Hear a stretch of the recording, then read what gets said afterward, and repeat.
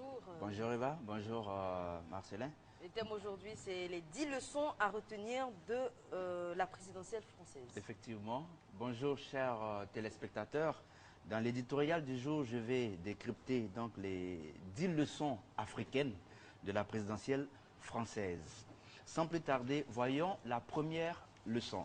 Il s'agit de l'ego surdimensionné de ceux qui se savaient perdants, pour ne pas dire perdus, mais qui ont maintenu leur candidature aux grandes dames de leur famille politique. En Afrique, on a souvent vu des politiciens se présenter à une compétition électorale, non pas pour gagner, mais pour faire perdre des adversaires. Un jeu de qui perd gagne. La deuxième leçon est en rapport avec les manifestations violentes qui ont émaillé la campagne. De fait, l'extrémisme politique n'a ni couleur ni continent. C'est ce qu'il faut retenir. À la différence que ces manifestations violentes, souvent illégales, n'ont pas été réprimées dans le sang, ce qui est souvent le cas en Afrique, malheureusement.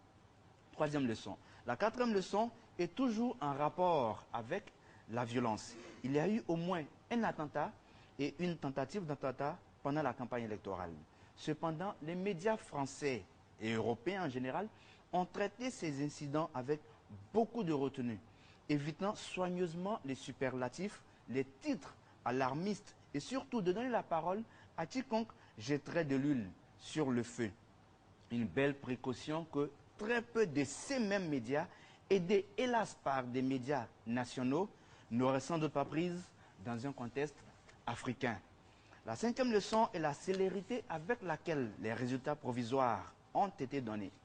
Il est inadmissible qu'au XXIe siècle, à l'heure d'Internet, du scanner et du téléphone 4G, des commissions électorales en Afrique fassent encore attendre toute une nation pendant des heures ou des jours. La sixième leçon résulte de l'échec des partis traditionnels. Le grand favori du second tour, Emmanuel Macron, s'est clairement défini comme un homme ni de gauche ni de droite. Une sorte d'indépendant à l'ivoirienne qui nous rappelle le succès relatif de ces indépendants aux dernières législatives. Leçon numéro 7. L'intérêt supérieur de la nation. Dans les minutes qui ont suivi leur débat électoral, des candidats importants de la gauche comme de la droite ont tout de suite appelé à soutenir Emmanuel Macron face au Front National, un parti ordinairement sectaire. Sous d'autres cieux tropicaux, l'on serait à l'heure actuelle en train de négocier des postes ministériels, porte ouverte à toutes les compromissions et alliances contre nature et bien sûr toutes les divisions médiatiques qui suivent. À retenir pour la huitième leçon, en politique comme dans la vraie vie, il y a rarement des hommes providentiels. Macron, tout comme Le Pen, ont longuement mûri leurs décisions et se sont lancés à temps dans la conquête du pouvoir. La présidentielle est d'abord et avant tout un engagement personnel face à son propre destin. Rêver d'un Macron ou d'un Obama africain qui n'a jamais montré une quelconque ambition présidentielle relève donc de la naïveté.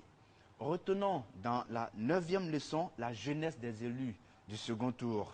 Emmanuel Macron, 39 ans, Marine Le Pen, 10 ans son aîné, sont là pour rappeler à nos éternels présidents candidats aux affaires depuis que la moitié de la population de leur pays est née que s'éterniser au pouvoir commence à faire vieux jeu. Aucune intention de jeu de mots. Pour finir sur la leçon numéro 10, nous notons tous le fait que François Hollande, le président sortant, ne s'est pas représenté, ce qui n'était pas arrivé en France depuis l'avènement de la Ve République en 1958.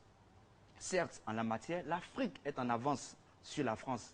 Et oui, Nelson Mandela a brigué un seul mandat. Au Bénin, Patrice Talon a annoncé qu'il dirigerait pendant un seul quinquennat. La renonciation de François Hollande est une formidable leçon de réelle politique. La morale de l'histoire est très simple. Quand on a échoué à apporter des réponses précises aux préoccupations de son peuple, la meilleure façon de laisser son empreinte dans l'histoire de son pays, c'est de savoir sortir par la grande porte. Exactement, dignement et la tête haute. Merci. Merci beaucoup. Merci André Silver. Merci de sortir par la porte de vendredi Matane. prochain pour notre édition.